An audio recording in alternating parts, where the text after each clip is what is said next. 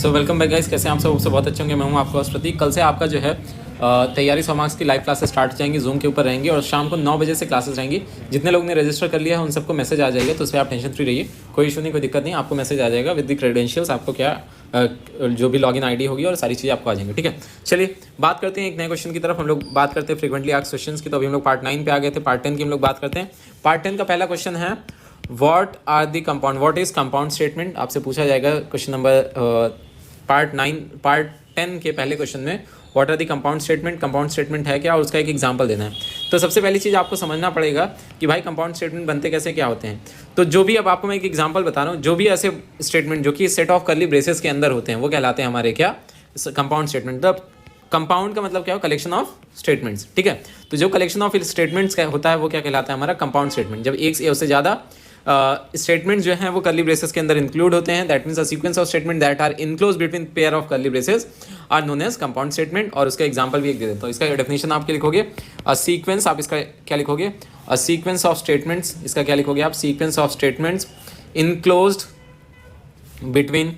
देखिए जो डेफिनेशंस आपको लिखवा रहा हूँ प्लीज़ इसको ऐसे लिखिएगा, क्योंकि आपके इसके ऊपर कीवर्ड्स देखे जाते हैं। ठीक है, तो ट्राई करिएगा कि इनको, इन चीज़ों का कर्ली ब्रैकेट आना चाहिए, इनक्लोज्ड आपका आना चाहिए। ठीक है, ये दो मेजर कीवर्ड हैं। ठीक है, अ sequence of statements enclose between a pair of curly braces is called what, compound statement, is called compound statement. अब कंपाउंड स्टेटमेंट का एग्जांपल देता हूँ। इफ एल्स सबने पढ़ा है, तो इफ एल्स के अंदर जो इफ के नीचे इफ लिखते हैं, कंडीशन लगाते हैं। ठीक है, इफ लिखते हैं, कंडीशन लगाते हैं, ब्रैकेट को ओपन करते हैं और यहाँ पे स्टेटमेंट्स लिखते हैं। यहाँ पे क्या लिखते हैं, ST1 semicolon, ST2 semicolon, ST3 semicolon. ये सारे क्या कहलाते हैं, ये आपको फॉर एग्जांपल, ये मैंने एक एग्जांपल दिया, ये क्या होगा, ये पर्टिकुलर कंपाउंड स्टेटमेंट होगा। ये क्या होगा, पूरा का पूरा इसके अंदर जो लिखा गया वो कंपाउंड स्टेटमेंट कहलाएगा। ठीक है, दूसरे क्वेश्चन की तरफ मूव करते हैं। दूसरा क्वेश्चन क्या कहता है, डिफरेंशिएट बिटवीन। दूसरा क्वेश्चन कह रहा है आपको डिफरेंस, देखिए डिफरेंस वाले क्वेश्चन बहुत ज़्यादा पूछे जाते हैं, तो उसको आपको पता होना चाहिए। If and if else statement पूछ रहा है कि इफ वर्सेस इफ एल्स, तो आप क्या करोगे, एक साइड लिखोगे इफ। जब भी कभी डिफरेंशिएशन का क्वेश्चन डिफरेंशिएट करने के लिए बोलता है तो आपको क्या करना है, इफ एल्स को साइड बाय साइड लिख देना है। ठीक है, आप उसके बाद क्या करता है, इसके अंदर लिखोगे executes block of statements, executes block of statement. ठीक है, if the given condition is true, क्या करता है आपका, गिवन कंडीशन अगर ट्रू होती है तो ये इसको क्या कर देता है, आपका एग्जीक्यूट करा देता है। ठीक है, उसके बाद अगर फॉल्स होता है, if the condition is false, if condition, सबसे इंपॉर्टेंट जो चेंज है वो यहीं पे, इफ कंडीशन इज फॉल्स तो ये क्या कर देता है, स्किप द ब्लॉक। ये क्या करेगा, अगर कंडीशन फॉल्स हुई तो ये सबसे जो मेजर कीवर्ड इसके अंदर है ना वो यही है आपका, स्किप द ब्लॉक। अगर कंडीशन फॉल्स है तो क्या करेगा, स्किप कर देगा ब्लॉक को। वहीं पे बात करते हैं इफ एल्स की, तो उसमें क्या होता है, बात करते हैं इफ एल्स की, तो इफ एल्स क्या करता है, एग्जीक्यूट करता है स्टेटमेंट्स अगर ब्लॉक क्या होगा, ट्रू होगा, और अगर फॉल्स होगा तो जो दूसरा ब्लॉक दिया गया, जो एल्स वाला ब्लॉक दिया गया है उसको आपका एग्जीक्यूट करा देगा। क्या लिखोगे आप इसके अंदर, एक सेकेंड, इसके अंदर आप क्या लिखोगे, एग्जीक्यूट्स, ठीक है, the statements if one, execute the statement if, execute this को लिख दोगे ऐसे, execute the statements of if the condition is true, comma, and executes another, that is else statements if condition is false। क्या करता है आपका, simple सा है कि इफ़ की अगर कंडीशन आपकी ट्रू हो जाती है, इफ़ की कंडीशन अगर क्या हो जाती है आपकी ट्रू हो जाती है, तो इफ़ वाले स्टेटमेंट को क्या कर देगा, ये रीड, ये आपकी इफ़ वाली कंडीशन अगर ट्रू हो गई तो स्टेटमेंट को, इफ़ वाले स्टेटमेंट को एग्जीक्यूट करा देता है, और अगर फॉल्स हो गई तो क्या करेगा, and execute else if the condition is false. अगर कंडीशन क्या होगी, फॉल्स हो गई, तो ये क्या कर देगा, आपका दूसरे वाले, दैट इज एल्स वाले पार्ट को ये प्रिंट करा देगा। फॉर एग्जाम्पल इसका देख लीजिए, if A is greater than 5, तो अब क्या हो जाएगा, INT A is equal to 4। ठीक है, और लिखा गया है system dot out dot print A. तो यहाँ पे आपका क्या हो जाएगा, अगर ध्यान से देखिए, दूसरा है INT A is equal to 4, if a is greater than 5 तो क्या हो जाएगा, SOP आपका, ये आप पूरा लिखोगे एग्जाम के अंदर, ए एल्स SOP 0, इस तरीके से एल्स SOP 0। अगर ऐसा कुछ दिया गया है तो अब ध्यान से देखिएगा, कंडीशन इसमें फॉल्स है तो इसमें नो आउटपुट, कुछ भी प्रिंट नहीं होगा। और इसमें क्या होगा, इसमें प्रिंट क्या होगा आपका, जीरो प्रिंट होगा। इसमें क्या प्रिंट होगा, जीरो हो जाएगा। तो ये आपका सिंपल सा एक एग्जांपल आ जाता है। ठीक है, अगले क्वेश्चन की तरफ मूव करते हैं। अगला क्वेश्चन क्या है, rewrite the statement using ternary operator. Ternary operator rewrite using ternary. आप सबने टर्नरी पढ़ा हुआ, टर्नरी याद कर, टर्नरी वर्ड आते ही क्या हो जाएगा, क्वेश्चन मार्क और कोलन का आपका पूरा का पूरा सेट आ जाएगा। ठीक है, सबसे पहले क्वेश्चन की तरफ देखते हैं कि क्वेश्चन बोल क्या रहा है आपका, if bill is greater then 1000। इस प्रोग्राम के अंदर जब भी कभी आपका इफ एल से कन्वर्ट करने के लिए आपको आता है टर्नरी के अंदर, तो सबसे इंपॉर्टेंट बात जो आती है वो आपको क्या करना पड़ता है, ब्लॉक्स में अपने डिवाइड कर देना होता है प्रोग्राम को। क्वेश्चन में क्या दिया गया है, उस केस में आपका डिस्काउंट कितना आ जाएगा, बिल इंटू 1.0 डिवाइडेड बाई 100। और एल्स के केस में आपका आ जाता है, else discount is equal to bill into 5.0 divide by 100। देखिए, जब भी कभी इस टाइप के क्वेश्चंस आते हैं तो जो सबसे इंपॉर्टेंट फैक्टर आता है वो टर्नरी के अंदर, जो आपका सबसे इंपॉर्टेंट फैक्टर आता है टर्नरी के अंदर, आपके दो अलग अलग, एक ही लाइन में आपको दो अलग अलग ब्लॉक को यूज़ करना होता है। तो सबसे पहले आप देखिए कि कहाँ, किस पर्टिकुलर वेरिएबल के अंदर रिजल्टेंट जा रहा है, रिजल्ट किस में जा रहा है, डिस्काउंट के अंदर जा रहा है। तो आपको यहाँ पे क्या मेंशन करना पड़ेगा, डिस्काउंट। सबसे पहला स्टेप होना चाहिए आपका, नंबर 1 स्टेप क्या होना चाहिए, आपको रिजल्ट किसके अंदर स्टोर हो रहा है, आउटपुट किसके अंदर स्टोर हो रहा है, आपको वो चेक करना है। ठीक है, आउटपुट आपका स्टोर हो रहा है डिस्काउंट के अंदर। अब फिर अगला काम करिए आप, सेकंड जो स्टेप होता है वो आपको कंडीशन पे जाना पड़ेगा, क्या कंडीशन कंप्यूटर आपका चेक करेगा, सो दैट आपका रिजल्ट उसके अकॉर्डिंग एग्जीक्यूट होगा। ठीक है, तो उसके अकॉर्डिंग आपका हो जाएगा, bill is greater then what, आपका 1000।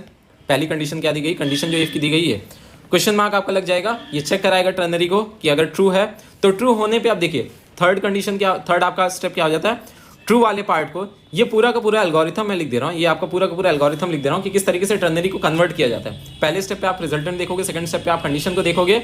आफ्टर दैट अगर आपका ट्रू वाला पार्ट आप देखोगे, ट्रू वाले पार्ट में क्या बोला गया है, बिल इनटू जो कैलकुलेशन है वो क्या है, डिवाइड बाई 100 है। और उसके बाद आप फोर्थ वाले पार्ट पे किसको देखोगे, एल्स को देखोगे। फोर्थ वाले पार्ट पे आप किसको देखोगे, एल्स को देखो। तो एल्स के अंदर क्या दिया गया है, बिल, इसी के आगे हमने कंटिन्यू किया है, बिल इंटू 5.0 डिवाइडेड बाई 100। इसके अलावा कुछ और बोला नहीं गया। तो दैट मीन्स अगर कंडीशन ट्रू होगी तो इस वाले पार्ट पे जाएगा, कंडीशन फॉल्स होगी, यहाँ पे कोलन लगा हुआ है तो यहाँ पे जाएगा। सिंपल सा आपको क्या कर देना है, कन्वर्ट करा देना है। ठीक है, कोई डाउट यहाँ पे। क्वेश्चन नंबर 4 की तरफ बढ़ते हैं, पार्ट 10 का। तो कह रहा है कि आपको डिटरमाइन करना है एक्स और वाई की वैल्यू को। ठीक है, आपको क्या करना है, find the value of x and y. तो सबसे इंपॉर्टेंट पार्ट जिसके अंदर आता है वो ये है कि आपका INT A is equal to क्या दिया गया है, 99, और B इज इक्वल टू क्या दिया गया है, 76। देखिएगा, इंपॉर्टेंट ये है कि बुलियन आपका यहाँ पे टर्नरी ऑपरेटर वापस से यूज होता है, आपको दिखेगा। जब भी कभी क्वेश्चन आते हैं इफेल से, तो भाई टर्नरी आपका इफेल्स वर्सेस टर्नरी बहुत चलता है, बहुत ज़्यादा आपसे क्वेश्चन ये पूछे जाते हैं। क्योंकि 90% जो है बच्चे इसमें छोटी गलतियाँ कर जाते हैं। लेकिन आपको क्या करना है, स्टेप वाइज चीज़ों को करना है। हमेशा आपको एक एक ब्लॉक को, एक एक पर्टिकुलर स्टेटमेंट्स को एग्जीक्यूट कराना रहता है। ठीक है, तो चलिए बात करते हैं, इधर आगे बढ़ेंगे। तो सबसे पहले क्या हो जाएगा, ए की वैल्यू क्या दी गई है, 99, और बी की वैल्यू क्या दी गई है, 76 दी गई है। बी की वैल्यू 76। पहले पार्ट को एग्जीक्यूट कराते हैं। पहले पार्ट को कराएंगे तो बुलियन है, दैट मीन्स आउटपुट कैसा आएगा, आइदर ट्रू होगा या फिर फॉल्स होगा। ये आपके माइंड में पहले क्लियर हो गया। A is greater than B, 99 is greater than 76। Condition true है कि फॉल्स है, कंडीशन क्या आ गई आपकी, ट्रू आ गई। तो एक्स की नई वैल्यू क्या हो जाएगी, एक्स इज इक्वल टू, पूछा ना एक्स और वाई की वैल्यू बताओ, तो एक्स की वैल्यू आप क्या बता दोगे, ट्रू बता दोगे। अब इसके अंदर मूव करते हैं, INT वाई।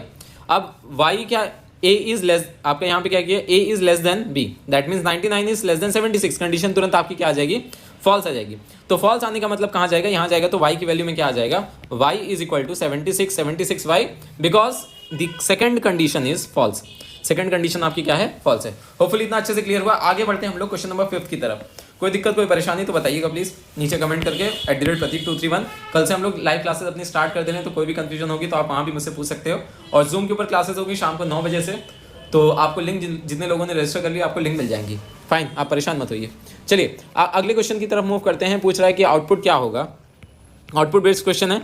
आउटपुट क्या है, char z is equal to a colon INT is equal to z is equal to a। फिर से क्वेश्चन पे आपको इफेल से रिलेटेड हम लोग क्वेश्चन आज कर रहे हैं। तो इसमें किससे पाला पड़ रहा है, बार बार किससे पाला पड़ रहा है आपका, बहुत सिंपल सा है, SOPLN, मैं ऐसे लिख रहा हूँ, var is equal to plus VAR। इसमें आपको बार बार किससे पाला पड़ रहा है, आपको टर्नरी से। तो कैज z is equal to capital A। Capital A की वैल्यू क्या है? सबसे पहली चीज आपको क्या करना पड़ेगा, यहाँ पे जो भी आंसर रहेगा तो कैपिटल A से लेके Z तक की एस्काई कोड आपको पता होना चाहिए, स्मॉल a से लेके Z तक की एस्काई कोड आपको पता होना चाहिए। तो हम लोग बात करते हैं, आप ये सबसे पहला काम आप ये करो कि मुझे एस्काई कोड बताओ। सबसे पहला काम आप मुझे क्या करो, एस्काई कोड बताओ ए से लेके स्मॉल a से लेके Z तक की। फटाफट नीचे कमेंट करके बताओ कितने लोग को आप 2 सेकंड का टाइम लो, सोचो कि क्या है। याद आ गया? जितने लोग को आता है बहुत बढ़िया बात है, जिनको नहीं आता मैं बता दे रहा हूँ फिर से। 65 to 97 जो बड़ा है वो पहले आ जाता है, उसके बाद फिर स्मॉल वाले की क्या हो जाती है आपका यहाँ पे सॉरी 65 to 90 इसका हो जाता है, फिर 97 to 122 आपका इसका हो जाता है। ठीक है, तो एस्काई कोड कुछ इस तरीके से आपको याद रखना है, क्योंकि बहुत ज़्यादा इंपॉर्टेंट होता है आपका एस्काई कोड। एस्काई कोड जो है आपका कैपिटल और स्मॉल वाले के एस्काई कोड बहुत ज़्यादा इंपॉर्टेंट होते हैं। फाइन, चलिए आगे बढ़ते हैं हम लोग। क्या हो जाएगा आपका फाइन। तो अब इसके अंदर देखेंगे z की वैल्यू क्या है। z की वैल्यू है कैपिटल A, दैट मीन्स आपका 65 इज इक्वल टू कह रहा है भाई स्मॉल है, तो ये कंडीशन क्या आ जाएगी, फॉल्स आ जाएगी। तो फॉल्स आते ही स्मॉल a चला जाएगा, तो वेर इज इक्वल टू, ये INT टाइप का वैल्यू है, INT टाइप की वैल्यू, दैट मीन्स इसके अंदर क्या आ जाएगा 97। तो कह रहा है यहाँ पे आउटपुट प्रिंट करो, तो आउटपुट कुछ इस तरीके से यही आपका आउटपुट आ जाएगा। होपफुली ये समझ में आ गया होगा अच्छे से। सिंपल से हमने क्या किया, एस्काई कोड। एस्काई कोड अगर नहीं याद है तो प्लीज़ आप याद कर लीजिए, इंपॉर्टेंट है। आपको ऐसे याद रखना है कि जो बड़ा है एस्काई में वो पहले आ जाता है और जो छोटा है वो बाद में आता है। सिंपल सा कंसेप्ट है, ठीक है। आपको 97 to 122 for the small once and आपका 65 to 90 for this greater one, ठीक है, दैट इज अपर केस में। @प्रतीक 231 आपके वन स्टॉप सोल्यूशन है। कोई भी दिक्कत हो, कोई परेशानी आप मुझे वहाँ पे बता सकते हो, नीचे दिए गए नंबर पे आप कॉन्टैक्ट कर सकते हो। So fine, all the best.